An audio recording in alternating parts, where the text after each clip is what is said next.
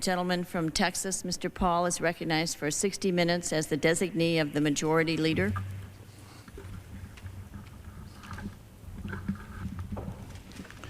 Madam Speaker, I ask unanimous consent to revise and extend my remarks. Without objection. Madam Speaker, I have great concern for the future of the American Republic. Many Americans argue that we are now enjoying the best of times. Others concern themselves with problems less visible but smoldering beneath the surface.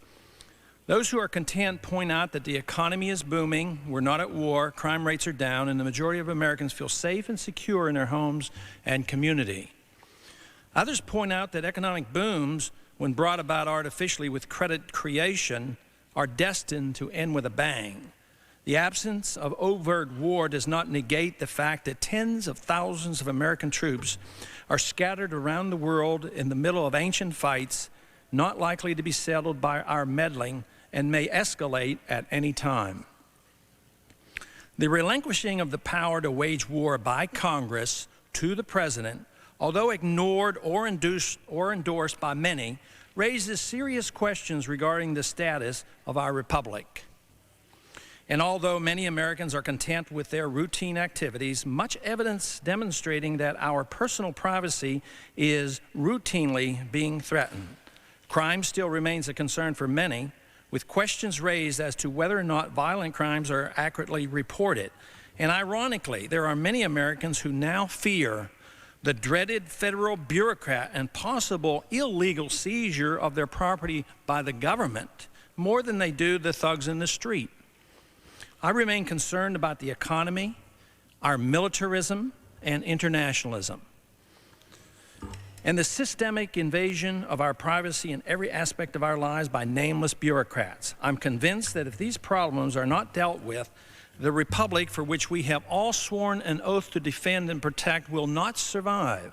All members should be concerned about the war powers now illegitimately assumed by the President, the financial bubble that will play havoc with the standard of living of most Americans when it bursts, and the systemic undermining of our privacy even in this age of relative contentment. The founders of this great nation abhorred tyranny and loved liberty. The power of the king to wage war, tax, and abuse the personal rights of the American colonists drove them to rebel, win a revolution, and codify their convictions in a new constitution. It was serious business, and every issue was thoroughly debated and explained, most prominently in the Federalist Papers. Debate about trade among the states and with other countries, sound money, and the constraints on presidential power occupied a major portion of their time. Initially, the Articles of Confederation spoke clearly of just who would be responsible for waging war. It gave the Constitutional Congress, quote, sole and exclusive right and power of determining on peace and war. In the debate at the Constitutional Convention, it was clear that this position was maintained as the power of the British King was not to be, quote, a proper guide in defining executive war powers, close quote, for the newly formed republic.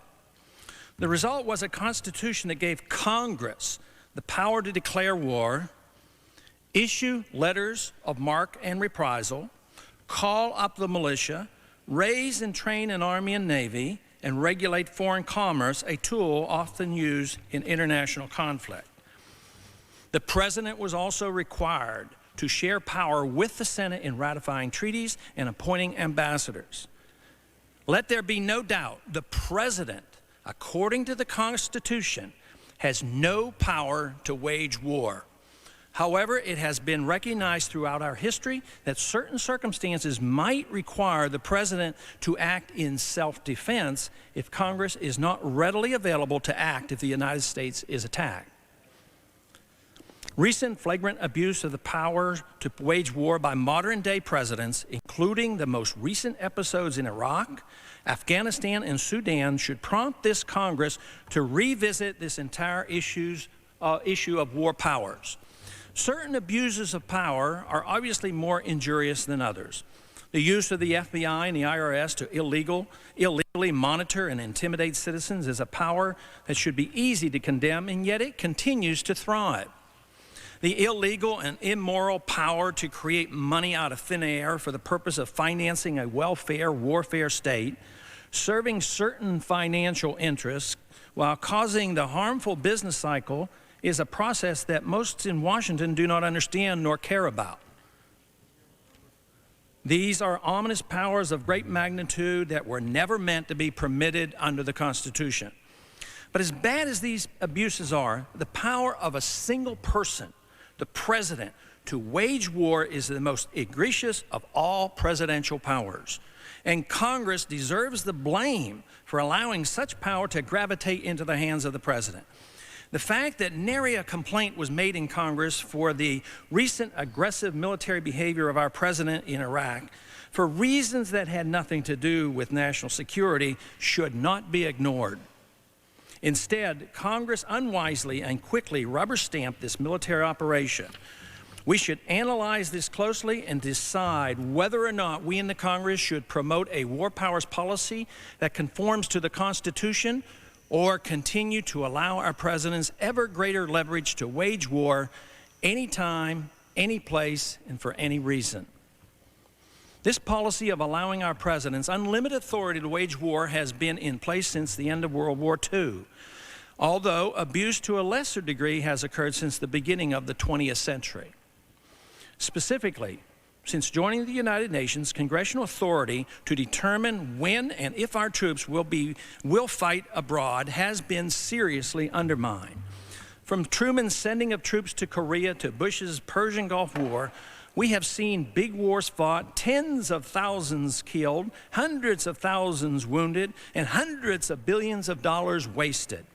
U.S. security, never at risk, has been needlessly jeopardized by the so-called peacekeeping missions and police exercises. While constitutional laws of reasons, we may well be looking at another major conflict somewhere in the world in which we have no business or need to be involved. The correction of this problem requires a concerted effort on the part of Congress to reclaim and reassert its responsibility under the Constitution with respect to war powers.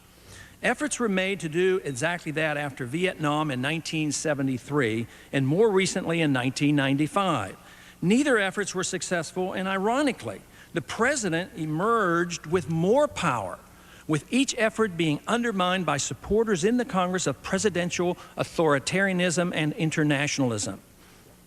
Few objected to the Truman-ordered UN police actions in Korea in the 1950s, but they should have. This illegal and major war encouraged all subsequent presidents to assume greater authority to wage war than was ever intended by the Constitution or assumed by all the presidents prior to World War II. It is precisely because of the way we have entered in each military action since the 1940s without declaring war that their purposes have been vague and victory elusive. Yet pain, suffering, and long-term negative consequences have resulted. The road on which this country embarked 50 years ago has led to the sacrifice of a lot of congressional prerogatives and citizen control over the excessive power that have fallen into the hands of presidents quite willing to abuse this authority. No one person, if our society is to remain free, should be allowed to provoke war with aggressive military acts. Congress and the people are obligated to rein in this flagrant abuse of presidential power. Not only did we suffer greatly from the unwise and illegal Korean and Vietnam wars, Congress has allowed a continuous abuse of military power by our presidents in an ever-increasing frequency. We have seen troops needlessly die in Lebanon, Grenada invaded for questionable reasons, Libya bombed with innocent civilians killed, persistent naval operations in the Persian Gulf, Panama invaded, Iraq bombed on numerous occasions, Somalia invaded, a secret and illegal war fought in Nicaragua, Haiti occupied and troops stationed in Bosnia, and now possibly soon in Kosovo. Even the congressional permission to pursue the Persian Gulf War was an afterthought, since President Bush emphatically stated that it was unnecessary as he received his authority from the United Nations. Without an actual declaration of war and support from the American people, victory is unachievable. This has been the case with the ongoing war against Iraq. Without a legitimate concern for our national security, the willingness to declare war and achieving victory is difficult. The war effort becomes narrowly political, serving special interests, and not fought for the defense of the United States against a serious military threat. If we can win a Cold War against the Soviets, we hardly need a hot war with a third world nation unable to defend itself, Iraq. Great concern in the 1960s over the excessive presidential war powers was expressed by the American people, and thus the interest of the U.S. Congress after Vietnam in the early 1970s. The War Powers Resolution of 1973 resulted, but due to shrewd manipulation and political chicanery, the effort resulted in giving the president more authority, allowing him to wage war for 60 to 90 days without congressional approval. Prior to the Korean War, when the Constitution and a historic precedent had been followed, the president could not, and for the most part did not, engage in any military effort not directly defensive in nature without explicit congressional approval. The result of the passage of the War Powers Resolution was exactly opposite to its author's intentions. More power was granted to the president to send troops hither and yon, with the various presidents sometimes reporting to the Congress and sometimes not. But Congress has unwisely and rarely objected and has not in recent years demanded its proper role in decisions of war, nor hesitated to continue the funding that the various presidents have demanded. Approval of presidential directed aggression, disguised as support for the troops, comes routinely. And if any member doesn't obediently endorse every action a president might take for whatever reason, it's implied the member lacks patriotism and wisdom. It is amazing how we have drifted from the responsibility of the founders imagined the Congress and the people would jealously protect. It's too often and foolishly argued that we must permit great flexibility for the president to retaliate when American troops are endangered. But this is only after the president has invaded and placed our troops in harm's way. By what stretch of the imagination can one say that these military actions can be considered defensive in nature? The best way we can promote support for our troops is to employ them in a manner that is the least provocative. They must be given a mission confined to defending the United States, not policing the world or taking orders from the United Nations or serving the special commercial interests of U.S. corporations around the world. The 1995 effort to repeal the War Powers Resolution failed because it was not a clean repeal, but one still requiring consultation and reporting to the Congress. This led to enough confusion to prevent its passage. What is needed is a return to the Constitution as a strict guide as to who has the authority to exert the war powers, and as had been scrupulously followed in the 19th century by essentially all political parties and presidents. The effort to curtail presidential powers while requiring consultation and reporting to the Congress implies that that is all that is needed to avoid the stricter rules laid out by the Constitution. It was admitted in the House debate by the House leadership that the repeal actually gave the president more power to use troops overseas and therefore urged passage of the measure. This accurate assessment prompted anti-war, pro-peace Republicans and Democrats to narrowly reject the proposal. The message here is that clarification of the War Powers Resolution and a return to constitutional law are the only way presidential authority to wage war can be curtailed. If our presidents don't act accordingly, Congress must quickly and forcefully meet its responsibility by denying funds for foreign intervention and aggression initiated by the president. The basic problem here is that there are still too many members of Congress who endorse a presidency armed with the authority of a tyrant to wage war. But if this assumption of power by the president with Congress's approval is not reversed, the republic cannot be maintained. Putting the power in the hands of a single person, the president, to wage war is dangerous and costly, and it destroys the notion that the people, through their congressional representatives, decide when military action should start and when war should take place. The sacrifice of this constitutional principle, guarded diligently for 175 years and now severely eroded in the past 50, must be restored if we hope to protect our liberties and avoid yet another unnecessary and, heaven forbid, major world conflict. And merely changing the law will not be enough to guarantee that future presidents won't violate their trust. A moral commitment to the principle of limited presidential war powers in the spirit of the Republic is required. Even with the clearest constitutional restriction on the president to wage undeclared wars, buffeted by precise legislation, if the sentiment of the Congress, the courts, and the people, or the president is to ignore these restraints, they will. The best of all situations is when the spirit of the Republic is one and the same as the law itself, and honorable men are in the positions of responsibility to carry out the law. Even though we cannot guarantee the people's the future Congresses or our president's moral commitment to the principles of liberty by changing the law, we still must make every effort possible to make the law and the Constitution as morally sound as possible. Our responsibility here in the Congress is to protect liberty and do our best to ensure peace and trade with all who do not aggress against us. But peace is more easily achieved when we reject the notion that some Americans must subsidize foreign nations for a benefit that is intended to flow back to a select few Americans. Maintaining an empire or striving for a world government while allowing excessive war powers to accrue to an imperial president will surely lead to needless military conflicts, loss of life and liberty, and a complete undermining of our constitutional republic. On another issue, privacy. Privacy is the essence of liberty. Without it, individual rights cannot exist. Privacy and property are interlocked, and if both are protected, little would need to be said about other civil liberties.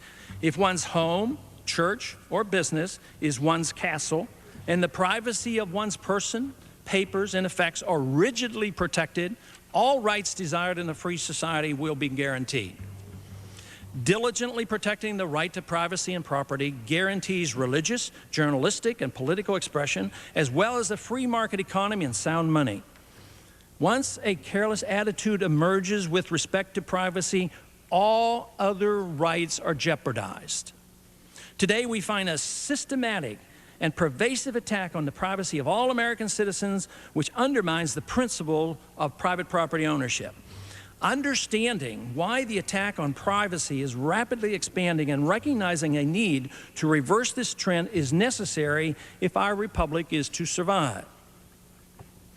Lack of respect for the privacy and property of the American colonists by the British throne was a powerful motivation for the American Revolution and resulted in the strongly worded and crystal clear Fourth Amendment. Emphatically, searches and seizures are prohibited except when warrants are issued upon probable cause supported by oath or affirmation, with details listed giving as to place, person, and things to be seized. This is a far cry from the routine seizure by the federal government and forfeiture of property which occurs today. Our papers are no longer considered personal, and their confidentiality has been eliminated. Private property is searched by federal agents without announcement, and huge fines are levied when federal regulations appear to have been violated, and proof of innocence is demanded if one chooses to fight the abuse in court and avoid the heavy fines. 80,000 armed federal bureaucrats and law enforcement officers now patrol our land and business establishment. Suspicious religious groups are monitored and sometimes destroyed without due process of law, with little or no evidence of wrongdoing. Local and state jurisdiction is rarely recognized once the feds move in. Today, it's routine for government to illegally seize property, requiring the victims to prove their innocence in order to retrieve their property. And many times this fails due to the expense and legal roadblocks placed in the victim's way. Although the voters in the 1990s have cried out for a change in direction and demanded a smaller, less intrusive government, the attack on privacy by the Congress, the administration, and the courts has nevertheless accelerated. Plans have now been laid or implemented for a national ID card, a national medical data bank, a data bank on individual MDs, deadbeat dads, intrusive programs monitoring our every financial transaction, while the Social Security number has been established as the universal identifier. The Social Security number is now commonly used for just about everything. Getting a birth certificate, buying a car, seeing an MD, getting a job, opening up a bank account, getting a driver's license, making many routine purchases, and of course, a death certificate. Cradle to the grave government surveillance is here and daily getting more pervasive. The attack on privacy is not a coincidence or an event that arises for no explainable reason. It results from a philosophy that justifies it and requires it. A government not dedicated to preserving liberty must by its very nature allow this pernicious right to erode, this precious right to erode. A political system designed as ours was to protect life and liberty and property would vigorously protect all citizens' rights to privacy, and this cannot occur unless the property and the fruits of one's labor of every citizen is protected from confiscation by thugs in the street as well as in our legislative bodies. The promoters of government intrusion into our privacy characteristically use worn-out cliches to defend what they do. The most common argument is that if you have nothing to hide, why worry about it? This is ludicrous. We have nothing to hide in our homes or our bedrooms, but that's no reason why big brother should be permitted to monitor us with a surveillance camera. The same can be argued about our churches, our businesses, or any peaceful action we may pursue. Our personal activities are no one else's business. We may have nothing to hide, but if we're not careful, we have plenty to lose, our right to be left alone. Others argue that to operate government programs efficiently and without fraud, close monitoring is best achieved with a universal identifier, the Social Security number. Efficiency and protection from fraud may well be enhanced with the use of a universal identifier, but this contradicts the whole notion of the proper role for government in a free society. Most of the federal programs are unconstitutional to begin with, so eliminating waste and fraud and promoting efficiency for a program that requires a violation of someone else's rights should not be a high priority of the Congress. But the temptation is too great, even for those who question the wisdom of the government programs, and compromise of the Fourth Amendment becomes acceptable. I've never heard of a proposal to promote the national ID card or anything short of this for any reason other than a good purpose. And essentially, all those who vote to allow the continual erosion of our privacy and other constitutional rights never do it because they consciously support a tyrannical government. It's always done with good intentions. Believe me, most of the evil done by elected Congresses and parliaments throughout all of history has been justified by good intentions. But that doesn't change anything. It just makes it harder to stop.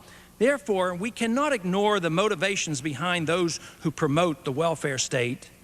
Bad ideas, if implemented, whether promoted by men of bad intentions or good, will result in bad results.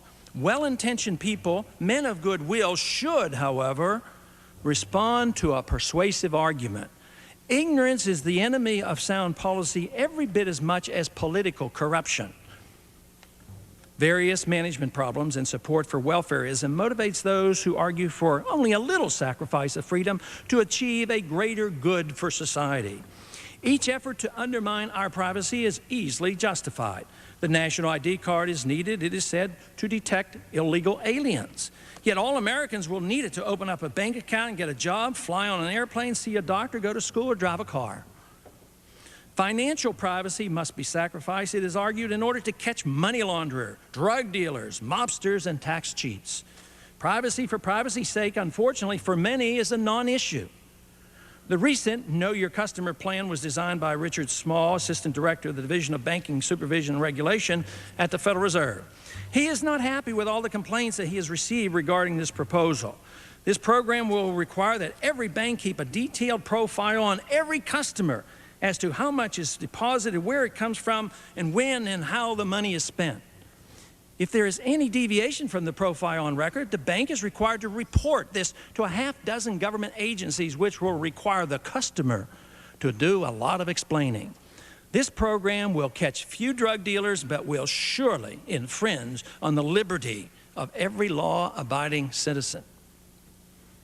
After thousands of complaints were registered at the Federal Reserve and the other agencies, Richard Small was quoted as saying that, in essence, the complaints were coming from these strange people who are overly concerned about the Constitution and privacy. Legal justification for the program, Small explained, comes from a court case that states that our personal papers, when in the hands of a third party like a bank, do not qualify for protection under the Fourth Amendment. He's accurate in quoting the court case, but that doesn't make it right. Courts do not have the authority to repeal a fundamental right as important as that guaranteed by the Fourth Amendment. Under this reasoning, when applied to our medical records, all confidentiality between the doctor and the patient is destroyed. For this reason, the proposal for a national medical data bank to assure us there will be no waste or fraud, that doctors are practicing good medicine, that the exchange of medical records between the HMOs will be facilitated and statistical research is made easier, should be strenuously opposed. The more the government is involved in medicine or anything, the greater the odds that personal privacy will be abused. The IRS and the DEA, with powers illegally given them by the Congress and the courts, have prompted a flood of seizures and forfeitures in the last several decades without due process and frequently without search warrants or probable cause. Victims then are required to prove themselves innocent to recover the goods seized. This flagrant and systematic abuse of privacy may well turn out to be a blessing in disguise. Like the public schools, it may provide the incentive for Americans finally to do something about the system. The disastrous state of the public school system has prompted millions of parents to provide private or homeschooling for their children. The worse the government schools get, the more the people resort to a private option, even without tax relief from the politicians. This is only possible as long as some remnant of our freedom remains and these options are permitted. We cannot become complacent. Hopefully, a similar reaction will occur in the area of privacy. But overcoming the intrusiveness of government into our privacy in nearly every aspect of our lives will be difficult. Homeschooling is a relatively simple solution compared to avoiding the roving and snooping eye of Big Brother. Solving the privacy problem requires an awakening by the American people, with a strong message being sent to the U.S. Congress that we've had enough. Eventually, stopping this systematic intrusion into our privacy will require challenging the entire welfare state. Socialism and welfarism self-destructs after a prolonged period of time due to their natural inefficiencies and national bankruptcy. As the system ages, more and more efforts are made to delay its demise by borrowing, inflating, and coercion. The degree of violation of our privacy is a measurement of the coercion thought necessary by the proponents of authoritarianism to continue the process. The privacy issue invites a serious discussion between those who seriously believe welfare redistribution helps the poor and doesn't violate anyone's rights, and others who promote policies that undermine privacy in an effort to reduce fraud and waste to make the programs work efficiently, even if they disagree with the programs themselves. This opportunity will actually increase as it becomes more evident that our country is poorer than most believe, and sustaining the welfare state at current levels will prove impossible. An ever-increasing invasion of our privacy will force everyone eventually to reconsider the efficiency of the welfare state if the welfare of the people is getting worse and their privacy invaded. Our job is to make a principled, moral, constitutional, and practical case for respecting everyone's privacy, even if it's suspected some private activities, barring violence, do not conform to our own private moral standards. We could go a long way to guaranteeing privacy for all Americans if we, as members of Congress, would take our oath of office more seriously and do exactly what the Constitution says. On a third item, the financial bubble. A huge financial bubble engulfs the world financial markets. This bubble has been developing for a long time, but has gotten much larger the last couple of years. Understanding this issue is critical to the economic security of all Americans that we all strive to protect. Credit expansion is the root cause of all financial bubbles. Fiat monetary systems inevitably cause unsustainable economic expansion that results in a recession and/or depression. A correction always results with the degree and duration being determined by government fiscal policy and central bank monetary policy. If wages and prices are not allowed to adjust and the correction is thwarted by invigorated monetary expansion, new and sustained economic growth will be delayed or prevented. Financial dislocations caused by central banks in the various countries will differ from one to another due to political perceptions, military considerations, and reserve currency status. The U.S.'s ability to inflate has been dramatically enhanced by other countries' willingness to absorb our inflated currency, our dollar being the reserve currency of the world. Foreign central banks now hold in reserve over $600 billion, an amount significantly greater than that even held by our own Federal Reserve System. Our economic and military power gives us additional license to inflate our currency, thus delaying the inevitable correction inherent in a paper money system. But this only allows for a larger bubble to develop, further jeopardizing our future economy. Because of the significance of the dollar to the world economy, our inflation and the dollar-generated bubble is much more dangerous than single currency inflation such as Mexico, Brazil, South Korea, Japan, and others. The significance of these inflations, however, cannot be dismissed. Federal Reserve Board Chairman Alan Greenspan, when the Dow was at approximately 6,500, cautioned the nation about irrational exuberance, and for a day or two the markets were subdued. But while openly worrying about an unsustained stock market boom, he nevertheless accelerated the very credit expansion that threatened the market and created the irrational exuberance. From December 1996, at the time Greenspan made this statement, to December 1998, the money supply soared. Over $1 trillion of new money, as measured by M3, was created by the Federal Reserve. MZM, another monetary measurement, is currently expanding at a rate greater than 20%. This generous dose of credit has sparked even more irrational exuberance, which has taken the Dow to over 9,000 for a 30% increase in just 2 years. When the foreign registered corporation, Long-Term Capital Management, was threatened in 1998, that is, the market demanding a logical correction to its own exuberance with its massive $1 trillion speculative investment in the derivatives market, Greenspan and company quickly came to its rescue with an even greater acceleration of credit expansion. The pain of market discipline is never acceptable when compared to the pleasure of postponing hard decisions and enjoying for a while longer the short-term benefits gained by keeping the financial bubble inflated. But the day is fast approaching when the markets and Congress will have to deal with the attack on the dollar once it's realized that exporting our inflation is not without limits. A hint of what can happen when the world gets tired of holding too many of our dollars was experienced in the dollar crisis of 1979-1980. And we saw at that time interest rates over 21%. There is abundant evidence around warning us of the impending danger. According to the Federal Reserve statistics, household debt reached 81% of personal income in the second quarter of 1998. For 20 years prior to 1985, household debt averaged around 50% of personal income.